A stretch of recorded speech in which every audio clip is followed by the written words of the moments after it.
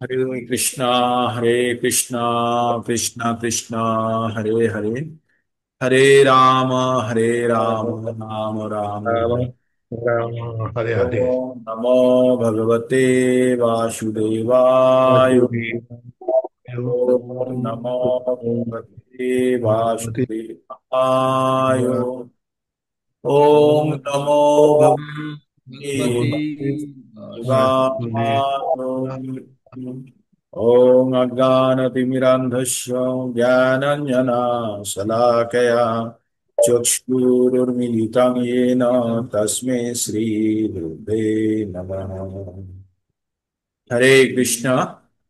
তো আপনাদেরকে পুনঃ পুনঃ আমি আমার অন্তরের শ্রদ্ধা জানিয়ে আপনাদের পদসেবন করে আমি ভগবানের কাছে প্রার্থনা করি যেন আমরা ভগবত ভক্তির জ্ঞান অর্জন করি এবং আমাদের জীবনে সেটিকে প্রয়োগ করতে পারি।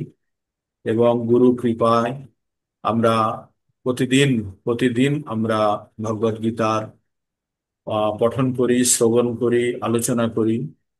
তো এটি আমাদের পরম সৌভাগ্য যে আমরা প্রতিদিন ভগবদ গীতা শ্রবণ করার জন্য এই সকাল সকাল অন্ধকার বাইরে সবাই সকাল শীতের সকালে সবাই ঘুমোচ্ছে, কিন্তু আপনারা সবাই উদ্গ্রীব হয়ে আছেন যে এরকম শীতের সকালে আপনারা অনেক ঘুমিয়েছেন, কিন্তু বর্তমানে ভগবত ভক্তি অত্যন্ত প্রয়োজনীয়তাটা বোধ করছেন।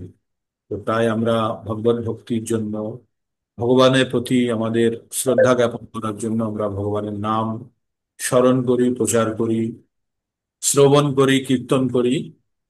তো আর সেটি সম্পূর্ণভাবে বৈষ্ণব কৃপা দ্বারাই সম্ভব। আপনাদের আমি একটা জিনিস বলি, যদি কোনো প্রকৃত বৈষ্ণব আপনাকে কৃপা করে তাহলে অবশ্যই তার সাকসেস আছে, অবশ্যই। তাই আমরা সবসময় আমাদের গুরু মহারাজের কাছে, পরম বৈষ্ণবদের কাছে আমরা কৃপা প্রার্থনা করি যে আমাদের মধ্যে একটু ভগবান ভক্তির একটু উন্মেষ হোক, একটু কৃপা দান করেন। তাই চৈতন্য চরিতামৃত বা চৈতন্য ভগবতে এক জায়গায় আছে, ব্রহ্মাণ্ড ভূমিতে কোনো ভাগ্যবান জীব গুরু কৃষ্ণ প্রসাদে পায় ভক্তিলতা বীজ। তো আমাদের ভক্তিলতা বীজ আমাদের ভিতরে স্থাপন করার জন্য গুরু অথবা কৃষ্ণের কৃপা লাগে। না হলে এখন গুরু যে আমাদের শিক্ষাগুরু বা আমাদের দুই ধরনের গুরু হয়, একজন হচ্ছে শিক্ষাগুরু আর একজন হচ্ছে দীক্ষাগুরু। যে শিক্ষা দেয়, তো আমাদের আমাদের দুটো শিক্ষাগুরু এবং দীক্ষাগুরু দুজনেরই মূল গুরু হচ্ছে শিল প্রভুপাদ। তিনি দিব্য পুরুষ, ঠিক। তার বাণী, তার যে উদ্দেশ্যগুলো সেইগুলো যখন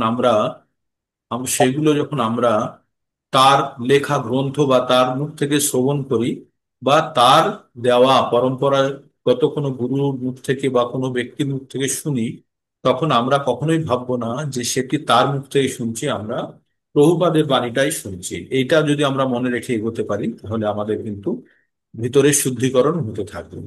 আর একটা জিনিস জানবেন, আপনি যদি সত্যিকারের পরম বৈষ্ণব হন, যদি চারটে নিয়ম খুব সঠিকভাবে পালন করেন, আর যদি আপনি 16 মালা জপ প্রতিনিয়ত করেন, সবসময় ভগবানে মগ্ন থাকেন, এরকম যদি আপনি ব্যক্তিত্ব হন, আপনি যদি কাউকে কৃপা করেন, সে কৃপাও কাজ হবে। সে কৃপাও কাজ হবে, মানে এটা এত শক্তিশালী।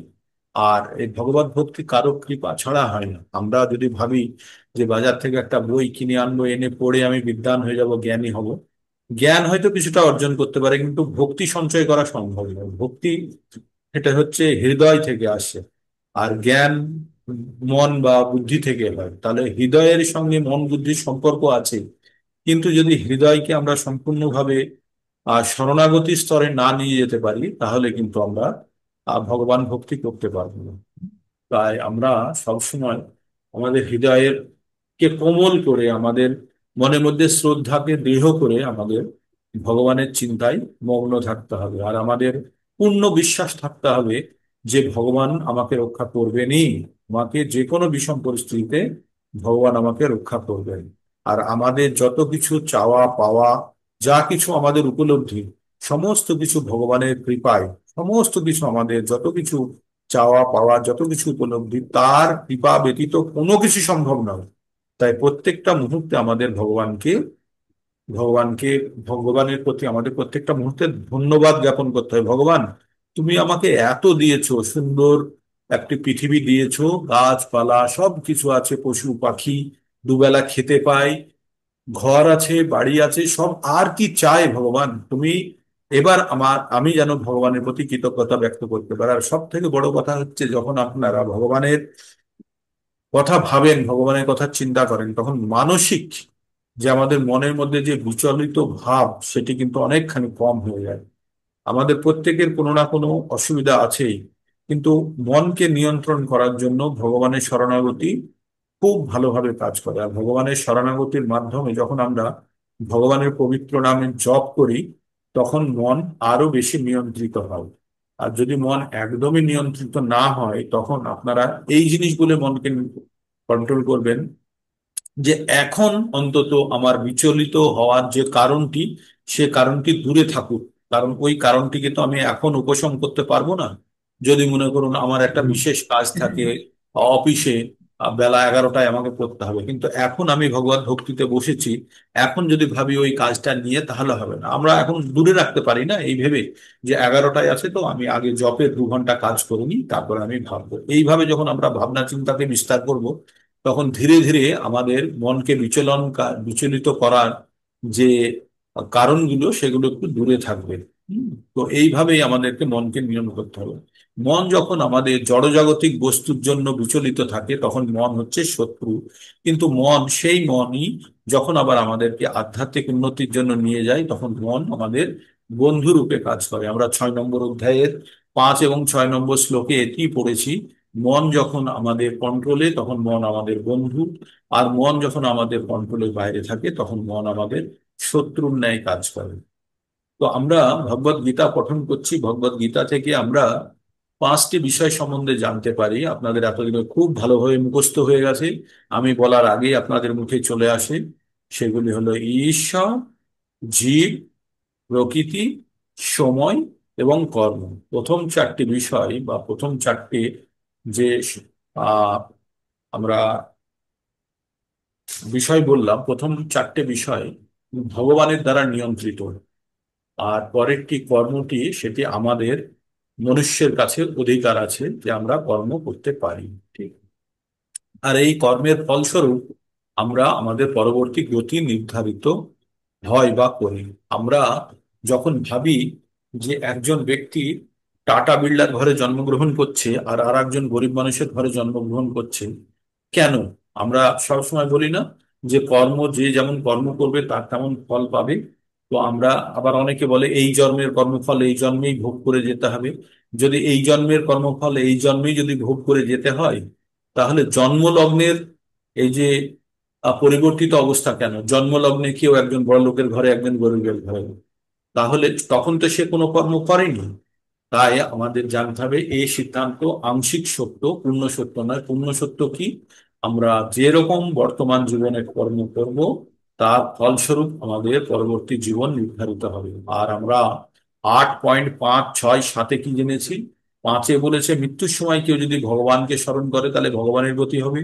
আর যদি না স্মরণ করতে পারে, অন্য কিছু স্মরণ করে, তাহলে সেই জিনিসটা পাবে।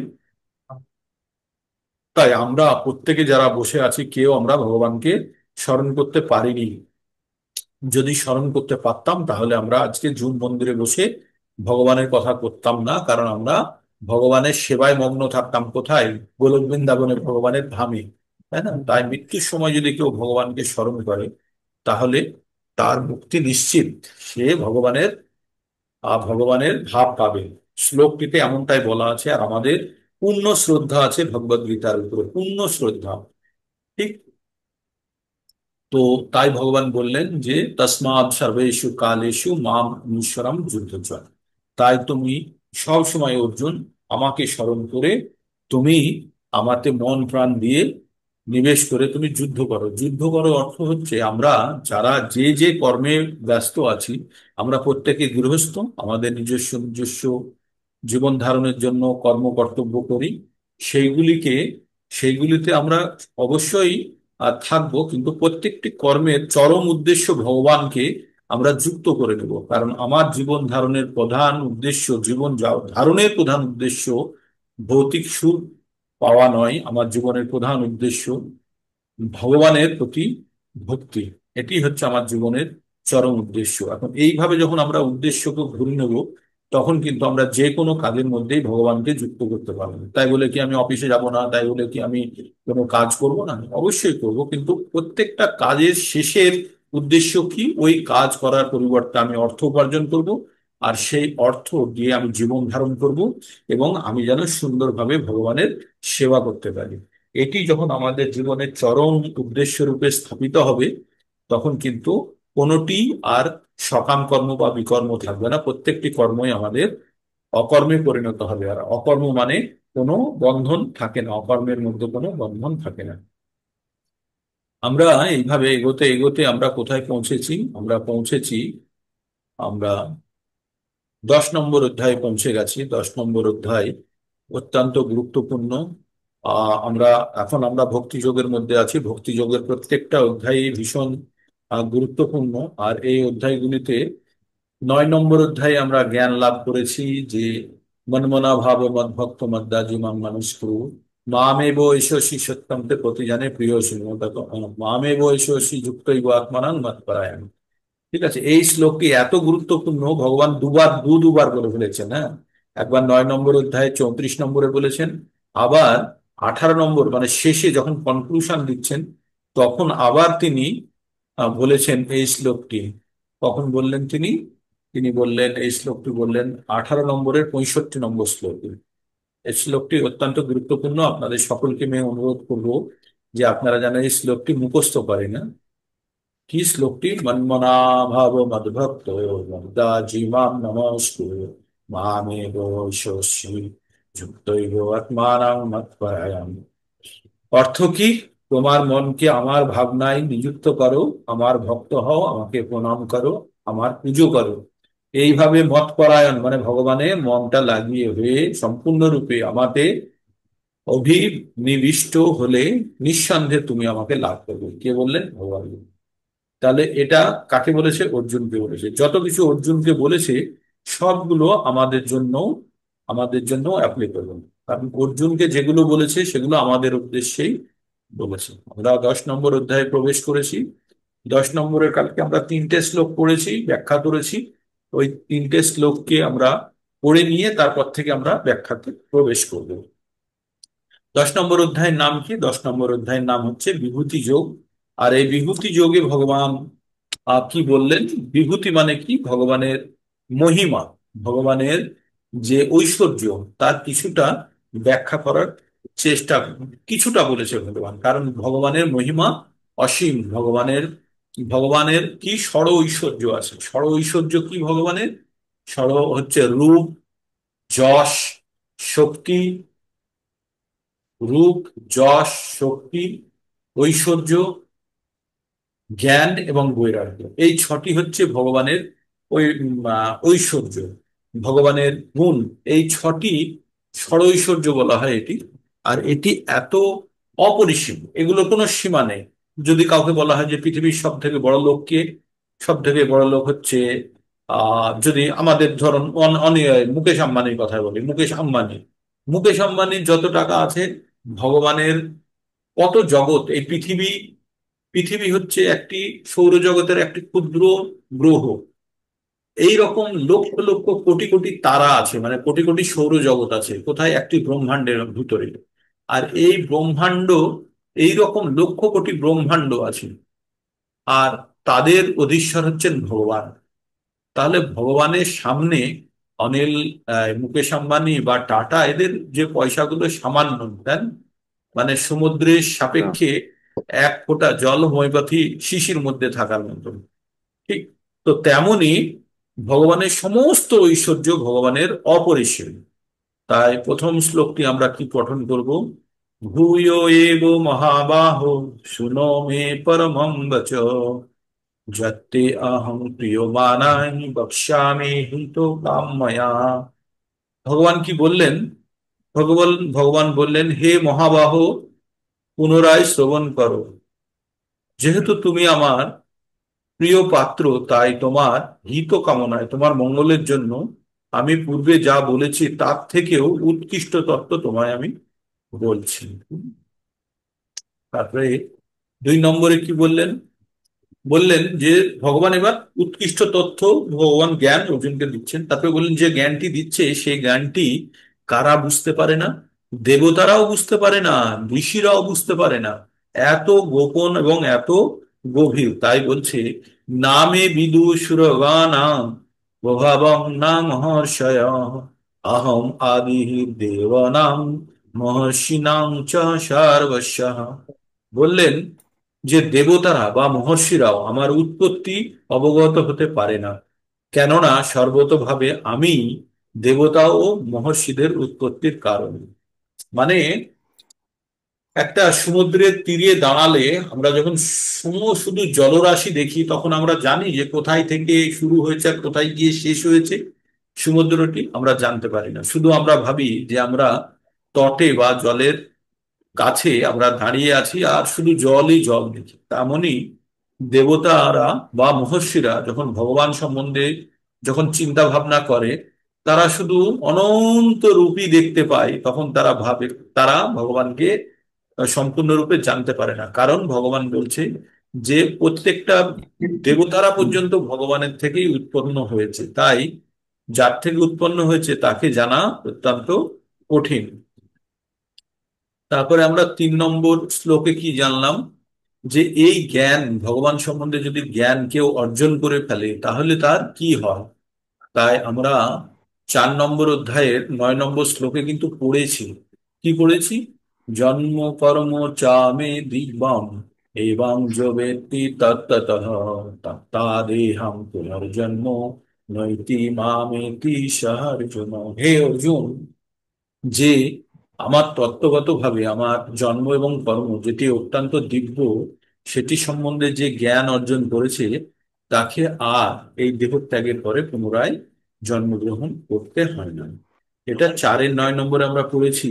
সেইরূপ আবার এখানে ভগবান কি বলছেন, যো মাম অজম অনাদিং চ বেত্তি লোকো মহেশ্বরম অসংহংস মহতেষু সর্ব পাপৈ প্রমোচ্যতে। जो माम अजम अनादिं च वेत्ति लोको महेश्वरम् असम्मूढं स भक्तेषु सर्व पापै প্রমোচ্যতে। ভগবান কি বললেন? ভগবান বললেন যে এই যিনি আমাকে জন্মরহিত, জন্মরহিত মানে অজম, অনাদিম মানে অনাদি মানে যে আদি, যার কোনো আদি নেই, অনাদি, এবং সমস্ত গ্রহ লোকের মহেশ্বর বলে জানেন, তিনি কেবল মানুষদের মধ্যেই মোহশূন্য হয়ে সমস্ত পাপ থেকে মুক্ত হন। তো যারা ভগবান সম্বন্ধে প্রকৃত জ্ঞান অর্জন করেছে, তারা কিন্তু পাপ থেকে, সমস্ত পাপ থেকে মুক্ত হয়ে যাবে, কারণ তারা মোহশূন্য হয়ে যাবে। যখন আপনি ভগবানকে সম্পূর্ণরূপে জেনে যাবেন, তখন আর আপনার জড়জাগতিক জিনিসের প্রতি আপনার আশা আকাঙ্ক্ষা বা ভোগ করার প্রবণতা কম হয়ে যাবে। কারণ আমাদের এই ভোগ করার প্রবণতাগুলো তৈরি হয় যখন আমরা মোহাচ্ছন্ন হয়ে থাকি। মোহাচ্ছন্ন কথার অর্থ কি? মোহ আচ্ছন্ন। মোহ কি? কোনো জিনিস পাওয়ার ইচ্ছা। আর সেই পাওয়ার ইচ্ছা যখন আমাদেরকে মুড়িয়ে রাখে, তখন তাকে বলা হয় মোহাচ্ছন্ন অবস্থা। ঠিক। তো তেমনি এই যে 3টে গুণ, প্রকৃতির 3টে গুণ আমাদের মধ্যে যতক্ষণ বর্তমান থাকবে, এই 3টে গুণ আমাদের শুধু ভোগের প্রবৃত্তির দিকে নিয়ে যাবে। কিন্তু কেউ যদি এই 3টে গুণকে অতিক্রম করে, 3টে গুণের সঙ্গে সংগ্রাম করে যদি গুণাতীত অবস্থার দিকে যেতে পারে, তবেই সে সম্পূর্ণরূপে ভগবানে তার মন নিবিষ্ট হবে। এবার আমরা প্রথমত আমরা রজগুণের মধ্যে বর্তমান ছিলাম বা কিছুটা হলেও থাকি। এবার আমাদের প্রধান কাজ হবে আমাদের রজগুণ থেকে বেরিয়ে আমাদের ধীরে ধীরে শতগুণের দিকে যেতে। শতগুণের মতো অবস্থা প্রাপ্ত করলেই কিন্তু একটা উন্নত স্তর হয়ে গেল। শতগুণে যখনই আমরা অবস্থান করব, তখন থেকেই আমাদের ভক্তির একটা যাত্রা শুরু হয়ে যাবে। আর এইভাবে যখন আমরা শতগুণে বেশিরভাগ সময়ই থাকতে পারবো, দিনের মধ্যে কেউ যদি 20 ঘন্টা 22 ঘন্টা শতগুণেই থাকছে, তার মানে ধীরে ধীরে সে আবার গুণাতীত অবস্থার দিকে যেতে থাকবে। গুণাতীত অবস্থা মানে কোনো গুণের দ্বারা সে প্রভাবিত নয়। তার কাছে ঝড় বৃষ্টি দুঃখ বর্ষা গ্রীষ্ম সুখ কোনো কিছুই তাকে প্রভাবিত করতে পারে না। তখন সে সম্পূর্ণরূপে ভগবানের প্রতি আসক্ত এবং নিবিষ্ট হয়ে থাকে। এবার আমরা আমরা এই রকম এই শ্লোকটার একটু অন্য রূপে পড়েছিলাম, 7 নম্বরের 28-এ পড়েছিলাম, যেটি আগের অধ্যায়ে আমরা বর্ণনা করেছি। কি ছিল 7-এর 28? ছিল তেষাং অন্তগতং পাপং জননাং পুণ্য কর্মণাং তে দ্বন্দ্ব মোহর নির্মুক্তা ভজন্তে মাম দৃঢ়ব্রতা। ভগবান সেখানে বলেছেন যাদের পাপ সম্পূর্ণভাবে নিঃশেষ হয়ে গেছে তারা কিন্তু আমার ভজনায় খুব দৃঢ়ভাবে যুক্ত হয়ে থাকে। আর এখানে কি বলছে? যে যে মর্তলোকে যে ভগবান সম্বন্ধে জ্ঞান অর্জন করে গেছে তার সমস্ত পাপ মুক্ত হয়। তার মানে আগেরটার সঙ্গে এটাকে যদি জোড়ই দেন, মানে যখন আপনার পাপ মুক্ত হবেন তখন আপনি ভগবানের ভজনা করতে পারবেন। আর পাপ মুক্তির জন্য আমাদের কি হতে হবে? একটু জ্ঞান অর্জন করতে হবে। কি জ্ঞান অর্জন করতে হবে? এটা জানতে হবে যে ভগবান ভগবান জন্মরহিত, ভগবান অনাদি, ভগবান সমস্ত গ্রহলোকের মহেশ্বর। এটা জেনে গেলেই আমরা কিন্তু আমরা কিন্তু মোহশূন্য হয়ে আমরা কিন্তু আমরা পাপ মুক্ত হয়ে যাবো। আর পাপ মুক্ত হলেই, একটু চেষ্টা করলেই কিন্তু আমরা দৃঢ়ভাবে ভগবানের ভজনায় যুক্ত হতে পারবো। আর ভগবানের ভজনায় যুক্ত হলে কি হবে সেটি আমরা কিছুক্ষণ পরেই 10 নম্বর শ্লোকে পড়বো। তেষাং সতত যুক্ত নাম ভজতাং প্রীতিপূর্বকম দদামি বুদ্ধি যোগম তাম জ্ঞান মায়ুপায়ন্তিতে। ভগবান বলেছেন যে এইভাবে সব সময় যে আমার ভজনায় যুক্ত থাকবে তাকে আমি বুদ্ধি দিই, তাকে আমি বুদ্ধি দিই, আর সেই বুদ্ধির বলে সে আমার কাছে চলে আসতে পারে। ঠিক আছে, তো ভগবান এইভাবে আমরা চতুশ্লোকী গীতার মধ্যে জানবো। তো আমরা 3 নম্বর পর্যন্ত পড়ে ফেলেছিলাম কালকে। এবার আমরা 4, 5 আর দুটি শ্লোক একসঙ্গে দেওয়া আছে, দুটি শ্লোক আমরা একসঙ্গে পড়ব। বুদ্ধি জ্ঞানম সংমোহ ক্ষমা সত্যং দম শম সুখং দুঃখং ভব অভব ভয়ং চ অভ অভয়মেব চ অহিংসা সমতা তুষ্টিস্তপো দানং যশো অযশঃ ভবন্তি ভাবা ভূতানাং মত্ত এব পৃথক বিধা। ভগবান এখানে অনেকগুলো কথা বললেন। কি বললেন? বুদ্ধি জ্ঞানং সম্মোহ ক্ষমা সত্যং দম শম সুখং দুঃখং ভব অভব ভয় চ অভয়মেব চ অহিংসা সমতা তুষ্টিস্তপ দানং যশো অযশো ভবন্তি ভাবা ভূতানাং মত্ত এব পৃথক বিধা। ভগবান কি বললেন? বললেন বুদ্ধি, জ্ঞান, সংশয়, মোহ থেকে মুক্তি, সংশয় ও মোহ থেকে মুক্তি, ক্ষমা, সত্যবাদিতা, ইন্দ্রিয় সংযম। সম মানে হচ্ছে আমাদের মনকে সংযম, আর দম মানে হচ্ছে আমাদের ইন্দ্রিয় সংযম। সুখ দুঃখ, জন্ম মৃত্যু, ভয় অভয়, অহিংস, সমতা, সন্তোষ, তপস্যা, দান, যশ অযশ, প্রাণীদের এই সমস্ত নানা প্রকার ভাব ভগবানের থেকেই উৎপন্ন হয়। তো আমাদের মধ্যে এই যে গুণগুলো বা ভাবগুলো এসছে, কোথা থেকে এসছে? বুদ্ধি জ্ঞান, সংশয় ও মোহ থেকে মুক্তি, ক্ষমা, সত্যবাদিতা, ইন্দ্রিয় সংযম, মনসংযম, সুখ দুঃখ, জন্ম মৃত্যু, ভয় অভয়, হিংসা সমতা, সন্তোষ তপস্যা, দান যশ অযশ, এই সমস্ত কিছু বিভিন্ন প্রাণীদের মধ্যে এটি ভগবান থেকেই উৎপন্ন হয়েছে। হ্যাঁ, তাহলে আমরা ভগবানের থেকেই এগুলো পেয়েছি। এখানে একটু তাৎপর্য পড়ে নিই। জীবের সমস্ত প্রকার গুণাবলী, ভালো হোক বা মন্দই হোক, তা সবই শ্রীকৃষ্ণের থেকেই সৃষ্ট। সেই সম্বন্ধে এখানে বিস্তারিতভাবে বর্ণনা করা হয়েছে। যথাযথভাবে বিষয়বস্তুর বিশ্লেষণ করার ক্ষমতাকে বলা হয় বুদ্ধি। আমরা বলি না ওর অনেক বুদ্ধি। বুদ্ধি, কার বুদ্ধি কত আমরা কিভাবে বলি?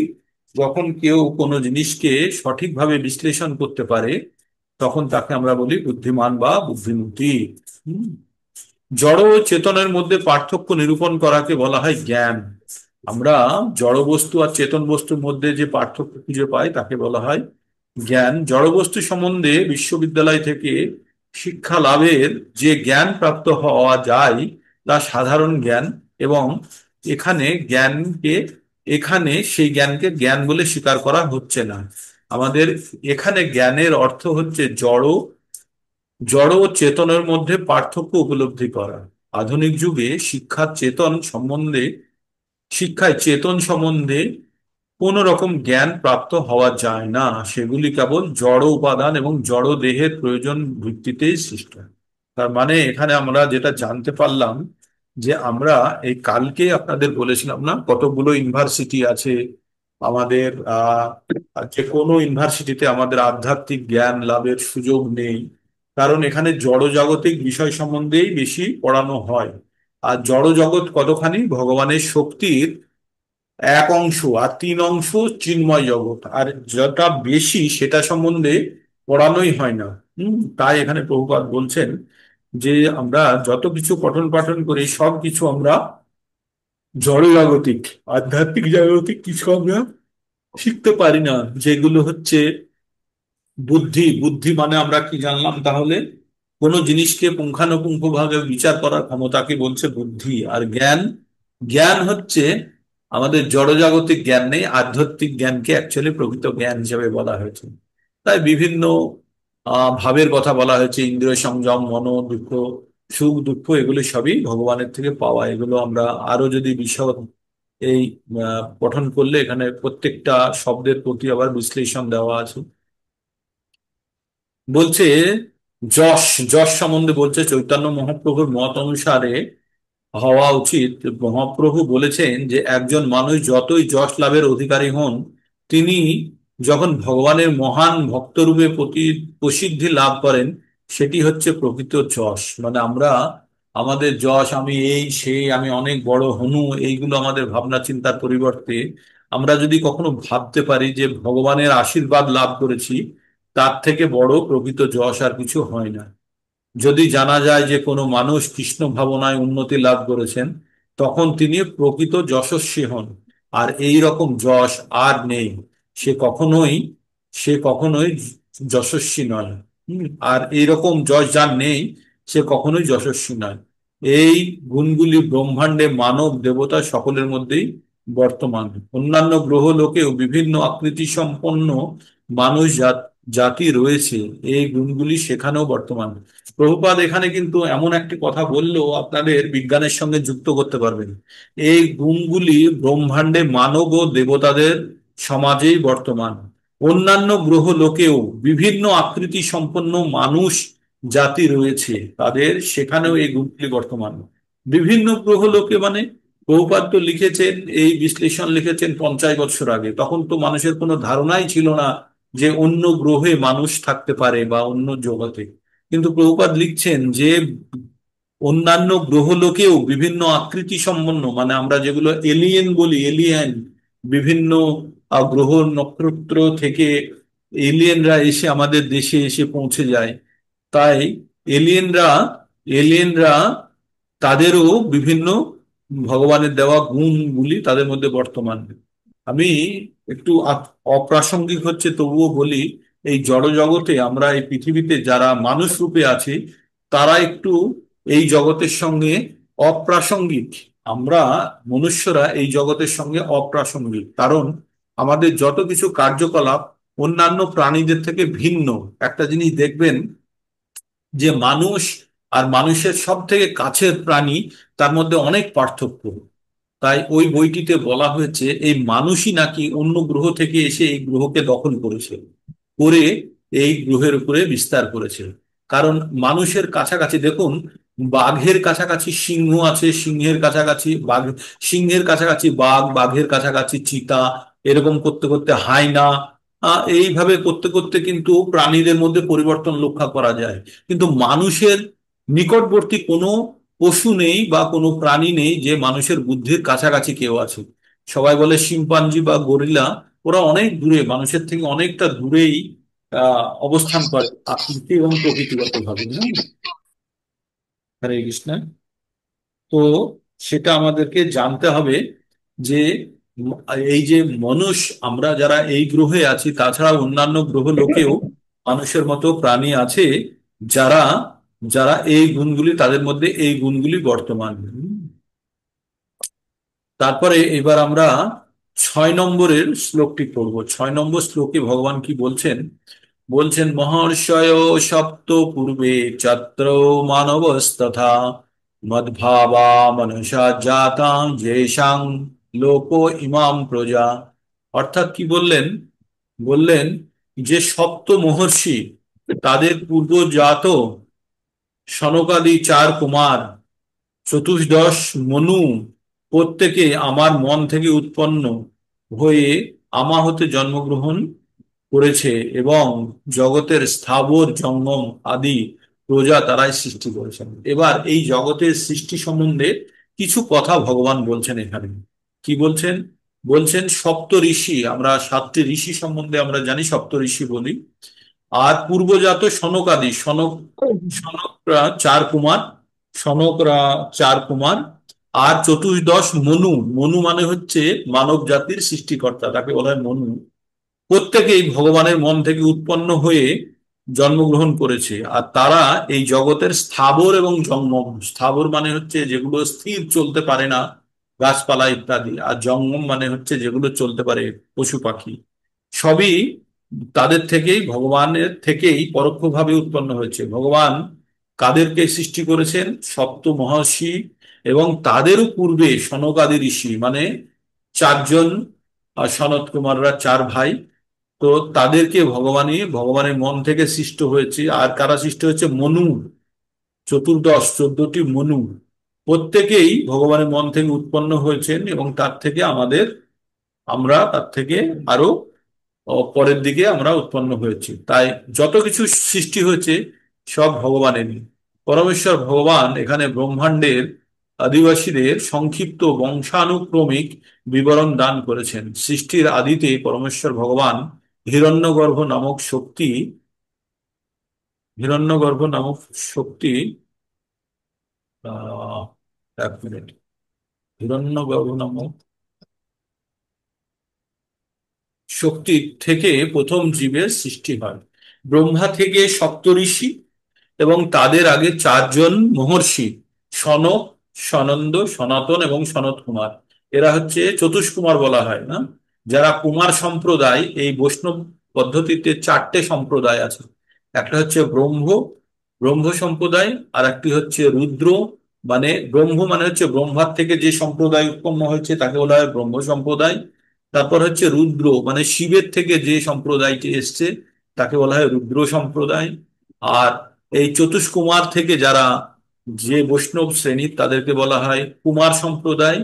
আর আরেকটি হচ্ছে লক্ষ্মী থেকে, আহ লক্ষ্মী দেবী থেকে যে সম্প্রদায় সৃষ্টি হয়েছে সেটি হচ্ছে শ্রী সম্প্রদায়। তো 4টে সম্প্রদায়ের মধ্যে হচ্ছে ব্রহ্ম, শ্রী, কুমার, আর ব্রহ্ম, শ্রী, কুমার, আর ব্রহ্ম সম্প্রদায়, আর শ্রী সম্প্রদায়, কুমার সম্প্রদায়, আর একটা রুদ্র আহ, রুদ্র রুদ্র আহ, রুদ্র রুদ্র রুদ্র সম্প্রদায়, রুদ্র সম্প্রদায়, রুদ্র। তাহলে 4 জনের প্রতিষ্ঠাতা কারা? ব্রহ্মার থেকে হচ্ছে ব্রহ্ম সম্প্রদায়, রুদ্র সম্প্রদায়ের হচ্ছে শিবের থেকে, আর চতুষ্কুমারের থেকে হচ্ছে কুমার সম্প্রদায়, আর লক্ষ্মী দেবীর কাছ থেকে আসছে শ্রী সম্প্রদায়। তো আপনারা টিভিতে যারা দেখেন, ওই যে বিভিন্ন বাবাজিরা বিভিন্ন রকমের তিলক পরে থাকে, তারা বিভিন্ন সম্প্রদায়ের বলে বিভিন্ন তিলকের পদ্ধতি। হ্যাঁ। তো আমরা যেটা ফলো করি সেটা হচ্ছে ব্রহ্ম সম্প্রদায়ের মধ্যীয়, মধ্য গৌড়ীয় সম্প্রদায়। আমাদের মধ্যাচার্য যেহেতু এই সম্প্রদায়টাকে স্থাপন করেছিলেন, সেই জন্য মধ্য গৌড়ীয় সম্প্রদায় বলা হয় আমাদের। তো আমরা, তাছাড়াও রুদ্র সম্প্রদায় আছে। রুদ্র যারা, তারা কপালের তিলক তারা সোজা সোজা টানে। যারা শ্রী সম্প্রদায়, যারা তিরুপতি বালাজিকে যারা মানে, সেটি হচ্ছে শ্রী সম্প্রদায়। তারা লক্ষ্মীকে তাদের আরাধ্য, মানে তাদের প্রধান গুরু হচ্ছে লক্ষ্মী দেবী। যেটা ওই টিভিতে আসে, কি একজন টিভিতে আসে না, যে বড় বড় চুল রেখে বড় তিলক রেখে, কখনো শাড়ি টাড়িতে খুব প্রবচন দেয়, ইউটিউবেও পাওয়া যায়। তিনি হচ্ছেন এই শ্রী সম্প্রদায়। তো বিভিন্ন সম্প্রদায়গুলো এভাবে সৃষ্টি হচ্ছে। চতুর্দশ মনুর সৃষ্টি হচ্ছে 25 জন মহর্ষিরা রয়েছেন সমগ্র ব্রহ্মাণ্ডের জীবসমূহের পিতৃকুল। এই জগতে অনন্ত ব্রহ্মাণ্ড রয়েছে। মানে এই ব্রহ্মাণ্ড সম্বন্ধে একটু আইডিয়া দিই আপনাদের। আমরা আছি ভারতে, আর ভারত আছে পৃথিবীতে। পৃথিবী হচ্ছে সৌরজগতের একটি গ্রহ। সূর্য হচ্ছে মেন, হ্যাঁ। এই সূর্যের চারিদিকে 9টি গ্রহ বা 10টি গ্রহ ঘুরছে। 10টির মধ্যে আমরা একটিতে আছি। আরো আছে, বৃহস্পতি আছে, শুক্র আছে, শনি, ইউরেনাস, নেপচুন, প্লুটো, কত কত গ্রহ আছে। সেগুলোতে মানুষ এখনো যেতেই পারেনি, কোনো আন্দাজে নেই। তার মানে আমরা যে গ্রহে আছি সেই গ্রহটা বা মঙ্গল পর্যন্ত আমরা খবর নেওয়ার চেষ্টা করছি, তাই না? এইটুকু হচ্ছে আমাদের ক্যাপাসিটি। এবার তার বাইরে শুনুন, এই যে পৃথিবী, পৃথিবী হচ্ছে এই সূর্যের একটি গ্রহ। এই রকম সূর্য, যতগুলো সূর্য আছে প্রত্যেকের ওইরকম করে একটা সংসার আছে, সেটাকে বলে সৌরজগৎ। তো এই ব্রহ্মাণ্ডে লক্ষ লক্ষ সৌরজগৎ আছে, লক্ষ লক্ষ সূর্য আছে, আর লক্ষ লক্ষ সৌরজগৎ আছে। আর তাদের ভিতরে কোথায় পৃথিবী আছে, পৃথিবীর মতো মানুষ আছে, কোনটাতে নেই, কোনটাতে দুটোতে আছে, তিনটাতে আছে, পাঁচটাতে আছে, কিচ্ছু আমরা জানি না। আমরা কত সূক্ষ্ম! আর আমরা এই নিয়ে ভাবি বিজ্ঞান এই করেছে সেই করেছে। আমরা এই জগৎ সম্বন্ধে কিচ্ছু জানি না, সামান্যতমও জানি না। তাহলে ভাবুন, এই রকম ব্রহ্মাণ্ড, মানে যেটা আমরা সমস্ত তারা, নক্ষত্র, গ্রহ দিয়ে যেগুলো দেখি আমাদের চোখের মধ্যে আসে, তার থেকে লক্ষ লক্ষ কোটি কোটি গুণ বড় এই ব্রহ্মাণ্ড। এবার ভগবান বলছেন এই রকম তার লক্ষ লক্ষ কোটি কোটি ব্রহ্মাণ্ড আছে। মানে কল্পনা করতে পারছেন আমরা এই জড় জগতে কত, কত বড় জগতের কতটুকু অংশ? আমরা কিছুই নয়। আর সমস্ত কিছু, তার সমস্ত কিছুর অধীশ্বর হচ্ছেন ভগবান। এই রকম ভাবে যখন আমরা ভগবানকে, ভগবানের রূপ সম্বন্ধে কল্পনা করতে পারবো, কারণ আমরা তো বুঝতে পারছি না। কল্পনা, প্রথমে কল্পনা করতে হবে, পরে উপলব্ধি হবে। এই রকম যখন আমরা উপলব্ধি করতে পারবো, তখন জানবো যে ভগবান কত মহান। আর আর তখনই জানবো যে ঈশ্বর সবকিছু সৃষ্টির মূলে। এইরকম যখন আমরা ভেবে, আমরা যখন ভগবানের প্রতি ভক্তি করব, তখন তখন আমাদের প্রকৃত ভক্তির দিকে আমরা এগোতে পারবো। এবার ভগবান তার সম্বন্ধে একটু, আমাদের এই অধ্যায়ের নাম কি? এই অধ্যায়ের নাম হচ্ছে বিভূতি যোগ। তাই ভগবান তার বিভূতি সম্বন্ধে কি বলবেন সেটি একটু বলতে শুরু করছেন। এতাং বিভূতি যোগং চ মম যো বেত্তি তত্ততঃ সহ বিকল্পেন যোগেন যুজ্যতে নাত্র সংশয়। এতাং বিভূতিং যোগং চ মম যো বেত্তি তত্ততঃ সহ বিকল্পেন যোগেন যুজ্যতে নাত্র সংশয়। ভগবান বললেন, ব্যক্তি মানে কথাটা বারবার জানবেন। ব্যক্তি তত্ত্ব তো আমরা ওই 4-9 পড়েছিলাম, জন্ম কর্ম চ মে দিব্যম এবং যো ব্যক্তি তত্ত্ব, এখানেও সেই কথাটি আছে। তো বলছে যে এতাং বিভূতি যোগং চ মম যো ব্যক্তি তত্ত্ব, মানে আমার এই বিভূতি যোগ যে যথাযথভাবে যে জানে, তিনি কি করেন? এটা জেনে গেলেই সহ বিকল্পেন যোগেন যুজ্যতে নাত্র সংশয়, সে ভগবানের সঙ্গে অবিচলিত ভাবে, অবিচলিত বিকল্পেন মানে কোনোভাবে সে বিচলিত হয় না, অবিকল্পেন সে কোনোভাবে বিচলিত না হয়ে ভগবানের যোগ, মানে ভগবানের সঙ্গে যুক্ত হওয়ার জন্য সে সে কি করে? ভক্তিযোগে যুক্ত হয়, হ্যাঁ। আর সেই বিষয়ে কোনো সন্দেহ নেই। তাহলে ভগবান সম্বন্ধে আমরা যে জন্ম কর্ম চমের দিব্যম জানলাম, তাতে কি হলো?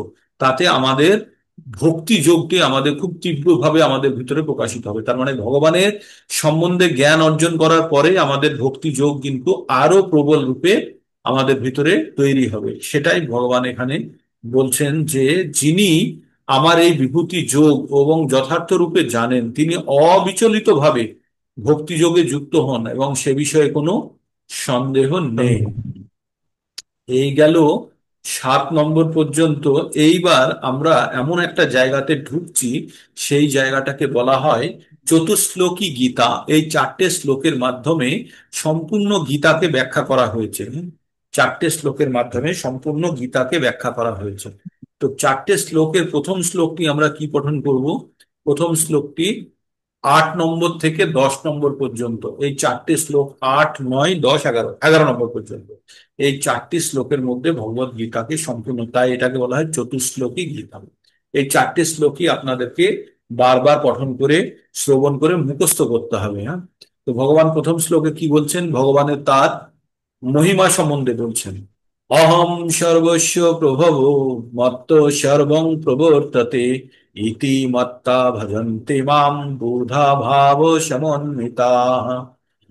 তো বলছেন অহম মানে হচ্ছে আমি, সর্বস্ব মানে সবকিছুর, প্রভব মানে হচ্ছে উৎপত্তির কারণ, মত্ত মানে আমার থেকে, সর্বং মানে সবকিছু, প্রবর্ততে মানে সবকিছুই আমাতে প্রবর্তিত হয়, মানে আমাকে ঘুরছে। ভগবান বলছে এই সমস্ত জগৎ সংসার আমি তৈরি করেছি, আর আমাতেই, এই আমার দ্বারাই এই জগৎ সংসার চলছে, মানে আমি সৃষ্টিও করেছি আবার চালনাও করছি। ভগবান কি বলছেন, অহম সর্বস্ব প্রভব মত্ত সর্বং প্রবর্ততে, আমি সবকিছু সৃষ্টি করেছি এবং আমার দ্বারাই সবকিছু নিয়ন্ত্রিত, আমার দ্বারাই সবকিছু সংরক্ষিত, আমার দ্বারাই সবকিছু চলমান।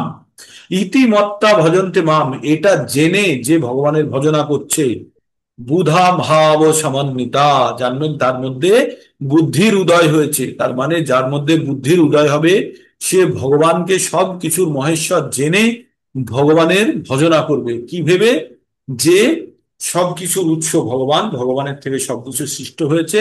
তাই তাই এটা যে জেনে করবে, তার মধ্যে প্রকৃত মানে আমাদের মধ্যে প্রকৃত বুদ্ধি যদি উদয় হয়, তবেই আমরা এটা জেনে ভগবানের ভজনা করব, যে ভগবান সবকিছুর মূল, ভগবান সবকিছু সৃষ্টির উৎস এবং ভগবানের দ্বারাই সবকিছু নিয়ন্ত্রিত হচ্ছে। এটা জেনে যে ভজনা করবে, জানবেন সে বুদ্ধিমান বা পণ্ডিত। হুম, তারপরে ভগবান 9 নম্বরে এবার বলছে যাদের বুদ্ধি হয়েছে তারা কেমন ভাবে ব্যবহার করবে। হ্যাঁ, যাদের বুদ্ধি হয়েছে তারা কেমন ভাবে চলবে। মচ্চিত্তামদ্গত প্রাণা বোধয়ন্ত পরস্পরম কথায়ন্তশ্চ মাং নিত্যম তুষ্যন্তি চ রমন্তি চ। মচ্চিত্তামদ্গত প্রাণা বোধয়ন্ত পরস্পরম কথায়ন্তশ্চ মাং নিত্যম তুষ্যন্তি চ রমন্তি চ। ভগবান কি বললেন, আগে কি বললেন, অহম সর্বস্ব প্রভব মত্ত সর্বং প্রবর্ততে ইতি মত্তা ভজন্তে মাম বুধা ভাব সমন্বিতা। ভগবান বললেন যাদের বুদ্ধির উদয় উদয় হয়েছে তারা জানে ভগবান সবকিছু সৃষ্টিকর্তা এবং ভগবানের দ্বারা সবকিছু সংরক্ষিত চলছে, তারাই ভগবানের দৃঢ়রূপে ভজনা করতে পারে, কারণ তাদের মধ্যে বুদ্ধি এসে গেছে। এবার যাদের মধ্যে বুদ্ধি এসে গেছে তারা কি করে, বলছে মচ্চিত্তা মদগত প্রাণা, মানে আমাতেই চিত্ত লাগিয়ে রাখে, আমাতেই মন লাগিয়ে কি করে, বোধয়ন্ত পরস্পরম, নিজেদের মধ্যে কথা বলে। মানে যখনই কোনো ভক্ত আর একজনের সঙ্গে কথা বলবে, কি ব্যাপারে কথা বলবে, ভগবানের ব্যাপারে কথা বলবে। তাই বলছে মচ্চিত্তা মদগত প্রাণা, মানে আমাতে মন আমাতে প্রাণ লাগিয়ে কি করবে তারা, বোধায়ন্ত পরস্পরম, নিজেদের মধ্যে যখন কথা বলবে তখন আমাকে নিয়েই কথা বলবে। হ্যাঁ, আর কথায়ন্তশ্চ মাং নিত্যম, কখন কথা বলবে, সব সময়তে। মানে যখন একজন ভক্ত আর একজন ভক্তের সঙ্গে দেখা হবে তখন জিজ্ঞেস করবে না রাশিয়া ইউক্রেনের যুদ্ধে কি হলো, তখন বলবে ভগবত ভক্তি, ভগবানের সম্বন্ধে কথা বলবে নিজেদের মধ্যে। আর কথা সব সময়, একবার না সব সময়।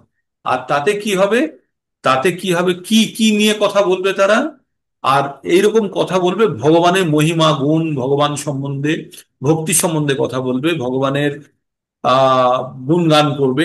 এইরকম অবস্থায় করে কি লাভ হবে তার, তখন বলছে মাচ্চিত্তা মদ গতমানা বোধায়ন্ত পরস্পরম কথায়ন্তশ্চ মাং নিত্যম, এরকম কথা বলে, এরকম আলোচনা করে, এরকম অনুষ্ঠানে অংশগ্রহণ করে কি হবে, তুষ্যন্তি, অত্যন্ত সন্তুষ্ট হবে এবং রোমাঞ্চিত হবে।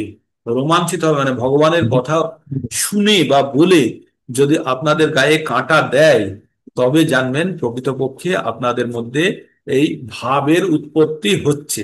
মানে ভগবানের কথা বলতে বলতে যদি আপনাদের গলার ঊর্ধ্ব হয়ে আসে, যদি কখনো কখনো নয়নে যদি অশ্রু চলে আসে, বা শরীর যদি গদগদ হয়, আমরা পড়ি না ভগবানের সকালে শিষ্টাষ্টকম পড়ার সময়, নয়নাং গলদস্রু ধারায়া, হ্যাঁ, নয়নাং গলদস্রু ধারায়া বলি না, যে চোখ দিয়ে আমাদের অশ্রু অবরিত মানে অবারিত বর্ষণ হতে থাকবে, কখন, যখন ভগবান সম্বন্ধে আমরা প্রকৃত অর্থে স্মরণ করে ভগবানের মহিমা সম্বন্ধে জেনে ভাবটাকে আনতে পারবো, তখন কিন্তু আমাদের গদগদ রুদ্ধয়া, আমাদের গলাও, আমাদের শরীরটাও গদগদ হয়ে আমরা গলা পর্যন্ত আমাদের রুদ্ধ হয়ে আসবে, কথা বলতে গেলে কথা বেরোবে না।